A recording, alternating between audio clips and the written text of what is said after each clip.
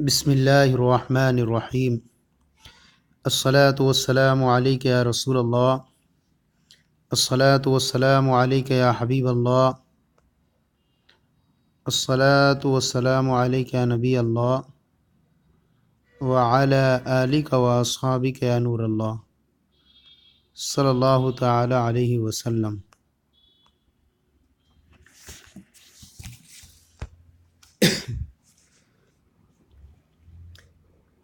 آج ہم جو ہیں خلاصۃ النوع دوم کا جو اصل سبق صفت کا بیان شروع کرتے ہیں، جو اول اور دوم حصے کے اعتبار سے 38واں سبق ہے۔ تو صفت کسے کہتے ہیں؟ جس دوسرے لفظ کو پہلے لفظ کا اعراب دیا گیا ہو اسے تابع، اور اس پہلے لفظ کو متبوع کہتے ہیں۔ جس دوسرے لفظ کو پہلے لفظ کا اعراب دیا گیا ہو تو اسے تابع اور پہلے لفظ کو متبوع کہتے ہیں۔ جیسے جاء رجل عالم اشتریت دواتن و قلمن۔ تو یہاں پر جو جاء رجل عالم ہے تو عالم مرد آیا، تو پہلی میں مثال میں رجل، تو رجل یہ متبوع ہے اور عالم تابع ہے، اور عالم کو وہی اعراب دیا گیا جو رجل کو دیا گیا ہے، اور رجل مرفوع ہے تو عالم بھی مرفوع ہے، تو یہ دونوں ملا کر کے جاء کا فاعل بنیں گے۔ اسی طرح اشتریت دواتن و قلمن، میں نے دوات اور قلم خریدی، تو یہاں پر جو ہے دواتن اور قلمن، پہلا والا معطوف علیہ ہے اور دوسرا والا قلمن معطوف، تو یہاں جو ہے دواتن کو جو اعراب دیا گیا وہی قلمن کو دیا گیا، اور دواتن یہاں معطوف علیہ ہے اور قلمن معطوف، گویا کہ پہلا والا جو ہے متبوع ہے اور دوسرا والا تابع ہے، تو یہاں متبوع کو جو اعراب دیا گیا وہی تابع کو دیا گیا، اور دونوں مل کر کے معطوف علیہ، دواتن معطوف علیہ، واو حرف عطف، قلمن معطوف، تو معطوف علیہ اپنے معطوف سے مل کر کے مفعول بھی ہے اشتریتو کا، میں نے دوات اور قلم خریدی۔ اتنا سمجھ گئے میں؟ اتنا سمجھنے کے بعد اب آگے چلتے ہیں کہ تو اتنا یاد رکھیں سب سے پہلے کہ جو بعد میں آئے گا اسے تابع کہیں گے اور جو پہلے آئے گا اسے متبوع کہیں گے۔ دوسری ایک طور پر ذہن نشین رکھنے کے لیے ہم اس طور پر بھی کہہ سکتے ہیں کہ اگر یاد رکھیں کہ جس طرح سے موصوف پہلے ہوتا ہے صفت بعد میں ہوتی ہے، ایسے ہی متبوع پہلے ہوگا اور تابع اس کا بعد میں ہوگا۔ اب یہاں سے تابع کی 5 قسمیں بیان کر رہے ہیں: صفت، بدل، تاکید، معطوف اور عطف بیان۔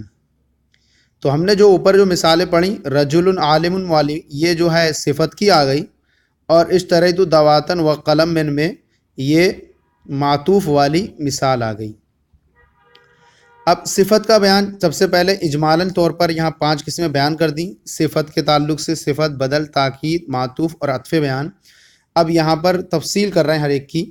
فرما رہے ہیں صفت کا بیان: جو تابع اپنے متبوع یا اس کے متعلق کا وصف یعنی اچھائی، برائی وغیرہ بیان کرے اسے صفت، اور صفت کے متبوع کو موصوف کہتے ہیں۔ دیکھیے اوپر جو میں نے کہا تھا، تو صفت کے متبوع کو موصوف کہتے ہیں۔ جو تابع اپنے متبوع یا اس کے متعلق کا وصف اچھائی، برائی وغیرہ بیان کرے تو اسے صفت اور صفت کے متبوع کو موصوف کہتے ہیں۔ جیسے ولد صغیر، ولد صغیر۔ اب یہاں جو پہلی مثال ہے ولد صغیر میں، ولد یہ موصوف ہے اور صغیر یہ اس کی صفت ہے، اور دوسرے اعتبار سے اس کو کہیں گے کہ پہلا والا ولد متبوع ہے اور صغیر یہ تابع ہے، اور یہ اپنے متبوع کی صفت کو بیان کر رہا ہے، یعنی لڑکے کے چھوٹا ہونے کی صفت کو بیان کر رہا ہے۔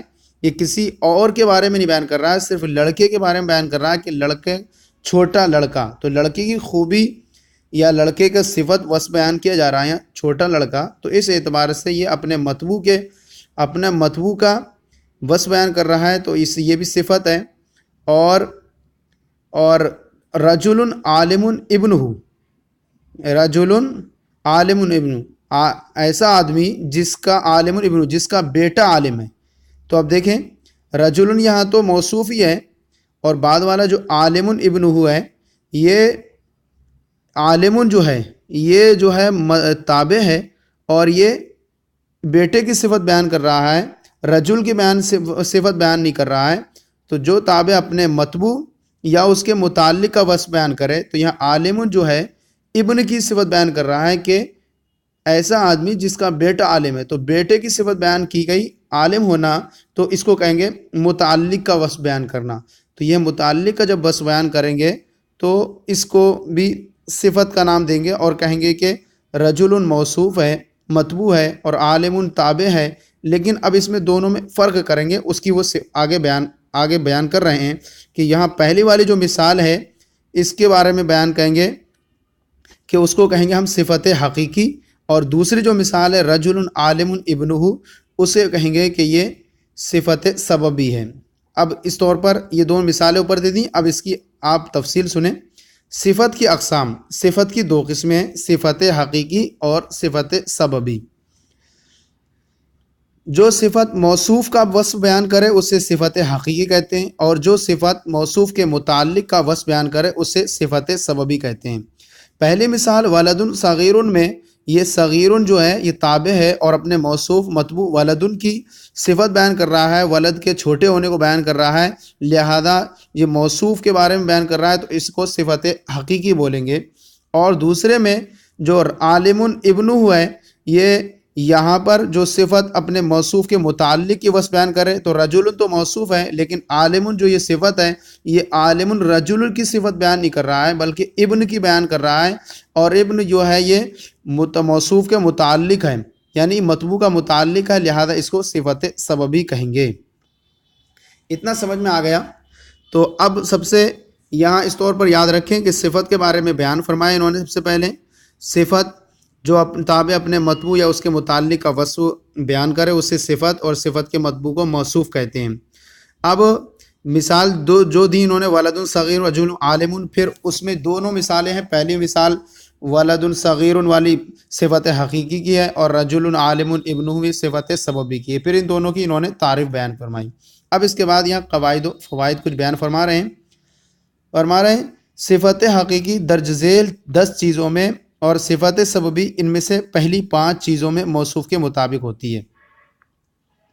صفت حقیقی جہاں اپنے موصوف کی جو صفت موصوف کا وصف بیان کرے اسے صفت حقیقی کہتے ہیں۔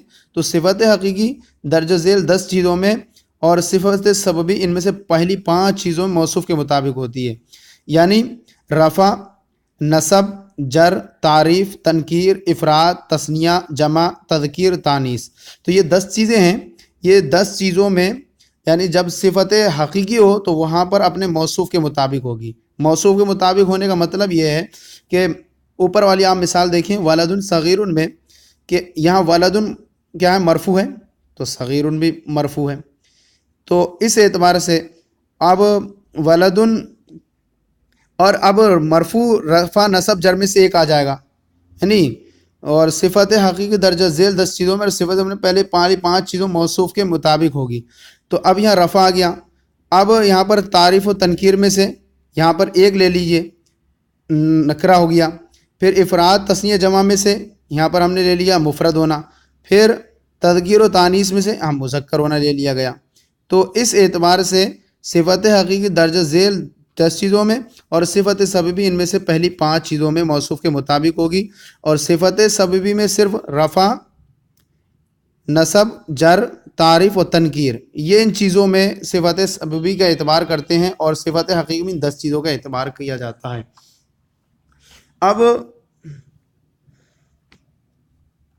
یہاں پر اتنا یاد رکھیں، صفت کا اپنے موصوف کے مطابق ہونا ضروری ہے، چنانچہ اگر صفت حقیقی ہے تو اپنے موصوف کے 10 چیزوں میں موصوف کے مطابق ہوگی۔ جیسے آپ یہاں دیکھیں کہ قصر عظیم ایک مثال خارج سے میں بیان کر رہا ہوں. قصر عظیم، تو عظیم میں چار چیزوں میں یعنی مرفوع، پہلی مرفوع آ گیا، پھر مفرد، مذکر اور نکرہ موصوف کے مطابق ہے. اور اگر صفت سببی ہو تو اس کا اپنے موصوف سے 5 چیزوں موافق ہونا ضروری ہے، لیکن بیک وقت 2 چیزیں پائی جائیں گی. مذکورہ بالا 10 میں سے بیک وقت 4 چیزوں میں موافقت ضروری ہے. یعنی اب اتنا یاد رکھیں اس میں کہ جب صفت حقیقی ہوگی تو وہاں پر 10 چیزوں میں تو 10 چیزوں میں جو ہے 10 چیزوں موصوف کے مطابق ہوگی، لیکن بیک وقت صفت حقیقی میں 4 چیزیں پائی جائیں گی اور صفت سببی میں بیک وقت 2 چیزیں پائی جائیں گی. تو یہاں پر آپ دیکھیں مثال ولد صغیر میں ہم نے پہلی رفع نصب جر میں سے رفع آ گیا، اور دوسری تعریف و تنکیر میں سے نکرہ ہونا آ گیا، ولد نکرہ تو صغیر نکرہ آیا. پھر افراد تثنیہ جمع میں سے افراد لے لیا، مفرد لے لیا، اور تذکیر و تانیث میں سے چونکہ ولد مذکر ہے تو اس کو صغیر ان کو بھی مذکر رکھا گیا یہاں پر. اور صفت سببی اپنے موصوف کے اپنے پہلی 5 چیزوں موصوف کے مطابق ہوتی ہے، لیکن بیک وقت صرف 2 چیزوں میں بیک وقت 2 چیزیں پائی جائیں گی. بیک وقت صرف 2 چیزیں پائی جائیں گی، اور وہ 5 چیزیں اس کی یہ ہیں صفت سببی کی: رفع، نصب، جر، تعریف، تنکیر. یہ 5 چیزیں ہیں، اور ان 5 چیزوں میں سے بیک وقت 2 چیزیں 5 چیزیں یہ ہیں. جیسے تعریف اور رفع میں جاء زیدون العالم ابوہ، اور تنکیر و نصب میں رأیت رجلا عالما ابوہ. تو یہاں پر تعریف اور رفع میں سے میں تعریف. بسم اللہ الرحمن الرحیم. الصلاۃ والسلام علیک یا رسول اللہ، الصلاۃ والسلام علیک یا حبیب اللہ، الصلاۃ والسلام علیک یا نبی اللہ، وعلی آلک و اصحابک یا نور اللہ، صلی اللہ تعالی علیہ وسلم. ہم نے جو گزشتہ اپنا جو سبق پڑھا تھا ابھی اس سے پہلے صفت کا بیان، اس میں سے کچھ رہ گیا تھا، ہم اس کو اب پھر سے بیان کر لیتے ہیں کہ قواعد و فوائد سے یہاں پر پھر سے ایک بیان لے لیتے ہیں کہ قواعد و فوائد میں یہاں بیان کیا. پہلے صفت حقیقی گزشتہ کل سبق میں بیان کیا گیا تھا کہ صفت کی 2 قسمیں: صفت حقیقی اور صفت سببی. صفت حقیقی اسے کہتے ہیں جو اپنے موصوف کے وصف کو بیان کرے، اور صفت سببی اسے کہتے ہیں جو اپنے موصوف کے متعلق کے وصف کو بیان کرے. پہلی والی مثال ولد صغیر یہ جو ہے صفت حقیقی ہے، اور رجل عالم ابنہ یہ صفت سببی کی ہے. اتنا بیان فرمانے کے بعد آگے فرماتے ہیں صفت حقیقی درجہ ذیل 10 چیزوں میں سے، اور صفت سببی ان میں سے پہلی 5 چیزوں میں موصوف کے مطابق ہوتی ہے. یعنی یہ آپ جو مثال دیکھ رہے ہیں رفع، نصب، جر، تعریف، تنکیر، افراد، تثنیہ، جمع، تذکیر اور تانیث، تو ان میں سے یہ جو ہیں یہ صفت حقیقی ان 10 چیزوں میں موصوف کے مطابق ہوتی ہے، لیکن بیک وقت جو ہے صفت حقیقی کے اندر 4 چیزیں پائی جائیں گی. یعنی ہر یہ 10 ہوئیں، ان میں سے رفع، نصب، جر میں سے ایک آ جائے گا رفع، تعریف و تنکیر میں سے ایک لے لیں گے معرفہ نکرہ ہونا، افراد تثنیہ جمع میں سے ایک لے لیا جائے گا، اور تذکیر و تانیث مذکر مؤنث ہونے میں سے ایک لے لیا جائے گا، کیونکہ یہ ساری چیزیں ایک ساتھ نہیں پائی جا سکتی. تو اب جہاں پر اس کا متبوع جو موصوف اگر مرفوع ہوگا تو نصب جر نہیں لیا جائے گا، تو اب اس کی جو ہے صفت بھی کیا ہو جائے گی؟ مرفوع ہو جائے گی. اب اگر موصوف جو ہے معرفہ ہے متبوع تو صفت بھی کیا ہو جائے گی؟ یہاں معرفہ ہو جائے گی، نکرہ ہونا نہیں لیا جائے گا. اسی طرح اگر موصوف جو ہے مفرد ہے تو صفت بھی مفرد رہے گی، تثنیہ نہیں رہ سکتی، نہ جمع رہ سکتی. اسی طرح موصوف اگر مذکر ہے تو صفت بھی مذکر رہے گی اور مؤنث نہیں ہو سکتی. تو یہاں آپ جو مثالوں میں دیکھیں ولد صغیر کے اندر، یہاں ولد صغیر میں متبوع جو ہے موصوف ولد مرفوع ہے تو صفت بھی مرفوع ہے. اسی طرح ولد نکرہ ہے تو صغیر بھی نکرہ ہے. اسی طرح ولد مفرد ہے تو صغیر بھی مفرد ہے. اسی طرح ولد مذکر ہے تو صفت بھی مذکر ہے.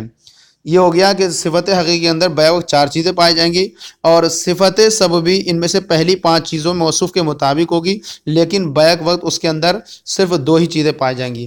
مثلا جہاں رفع، نصب، جر آئے گا، رفع، نصب، جر میں سے اگر رفع ہو گیا تو رفع لے لیں گے، اور تعریف و تنکیر میں سے معرفہ والی صورت آ جائے یا نصب آ جائے تو وہاں نکرہ والی صورت کر دیں. تو ایسی رفع نصب جر میں سے وہاں ایک آ جائے گا اور تعریف و تنکیر میں سے ایک آئے گا.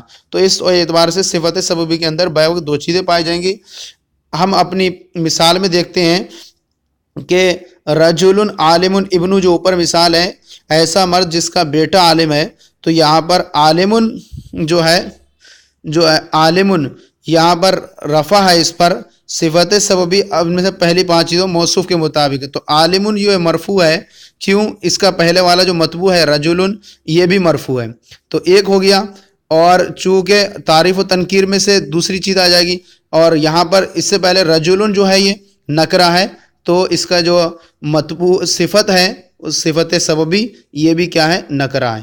تو اتنا نکلا حاصل کہ صفت حقیقی اپنے موصوف کے 10 چیزوں مطابق ہوتی ہے اور صفت سببی اپنے موصوف کے متعلق کے 5 متبوع کے 5 چیزوں میں مطابق ہوتی ہے. لیکن صفت حقیقی کے اندر بے وقت 4 چیزیں پائی جائیں گی اور صفت سببی کے اندر بے وقت 2 چیزیں پائی جائیں گی. صفت سببی کے اندر رفع نصب جر میں سے ایک لے آ جائے گا اور تعریف و تنکیر میں سے ایک آئے گا. اگر نصب آتا ہے کہیں تو یا نصب آئے گا یا جر میں سے کوئی آئے گا یا تعریف آئے گی یا تنکیر آئے گی. اتنا ہو گیا. صفت سببی ہمیشہ مفرد ہوگی اور تذکیر و تانیث میں اس کا وہی حکم ہے جو فعل کا اسم ظاہر کے ساتھ ہوتا ہے. یعنی صفت سببی ہمیشہ مفرد ہوگی تذکیر و تانیث میں وہی حکم ہے جو فعل کا اسم ظاہر کے ساتھ ہوتا ہے. یعنی اگر وہ اسم ظاہر اس کے بعد آتا ہے فعل کے بعد اگر وہ دیکھا جائے گا کہ اس کے بعد آنے والا جو فعل کے بعد جو فاعل آتا ہے تو اس کو اسی حساب سے لاتے ہیں کہ فاعل اگر مذکر ہے تو فعل مذکر لاتے ہیں, فاعل اگر مؤنث ہے تو فعل مؤنث لاتے ہیں, فاعل اگر جو ہے مذکر ہے تو فعل کو مؤنث لائیں گے, فاعل اگر اس میں ظاہر ہے تو فعل ہمیشہ واحد آئے گا. تو ایسے یہاں پر صفت سببی بھی ہمیشہ مفرد ہی ہوگی اور جو فاعل اس میں تو گویا کہ اب یہ جو صفت سببی ہے یہ ایک طرح سے فعل کا درجہ رکھے گی اور اس کے بعد آنے والا اس کا گویا کہ فاعل بنے گا. تو اب یہاں آپ مثال دیکھیں کہ صفت سببی ہمیشہ مفرد ہوگی اور تذکیر و تانیث میں اس کا وہی حکم ہے جو فعل کا اسم ظاہر کے ساتھ ہوتا ہے. جاءت مراتن عالم اخوہا, ایسی عورت آئی جس کا بھائی عالم ہے. یہاں پر جو مراتن یہ متبوع ہے اور عالم یہ صفت ہے اور اخوہا یہ اس کا فاعل ہے عالم کا اور یہ اپنے متعلق عالم یا اپنے متعلق اخوہا کی صفت بیان کر رہا ہے اور اخو چونکہ فاعل اس میں ظاہر کی طرح ہے صفت ہمیشہ اور اس کا حکم وہی جو فعل کا اس میں ظاہر کی طرح ہوتا ہے. تو اخوہا جو کہ ظاہر ہے تو اور مذکر ہے تو عالم کیا ہے عالم بھی مذکر لایا گیا اور اخو جو ہے مفرد ہے تو یہ تو مفرد رہنا ہی سے تو عالم بھی مفرد ہے یہاں پر. تو اخوہا میں جو ضمیر ہے ہاں یہ لوٹ رہی ہے مرأتا کی طرف کہ جس کا بھائی عالم ہے تو اخو مذکر ہے تو عالم کو بھی مذکر لایا گیا. دوسری مثال جاء رجل عالمۃ امہ, ایسا مرد آیا جس کی ماں عالمہ ہے. تو یہاں پر رجل تو متبوع ہے اور عالمۃ یہ صفت ہے لیکن یہ بیان کر رہی ہے صفت کس کی اپنے متعلق کی صفت کو بیان کر رہا ہے وہ امہ ہے. اور اس میں بیان کیا جا چکا پہلے کہ صفت سببی تذکیر و تانیث میں وہی حکم رکھے گی جو فعل کا اسم ظاہر کے ساتھ ہوتا ہے.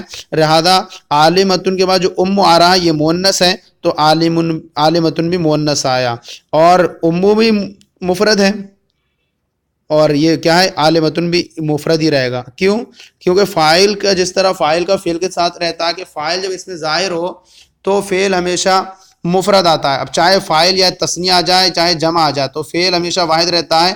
ایسی یہاں پر بھی چاہے اس کے بعد آنے والا جو اس کا فاعل بنے جس کو ہم متعلق کا وصف بیان کر رہے ہیں چاہے وہ تثنیہ بنے یا جمع بنے دونوں صورتوں میں اس کا جو فعل رہے گا وہ ہمیشہ مفرد ہی رہے گا, جو اس کی صفت رہی وہ ہمیشہ مفرد ہی رہے گی. یہ الگ بات ہے کہ مذکر مؤنث ہونے کے اعتبار سے اس میں فرق پڑے گا. انشاءاللہ کل سے ہم تمرین کو بھی بیان کرتے ہوئے چلیں گے اور تمرین میں بھی انشاءاللہ کافی معلومات حاصل ہوں گی.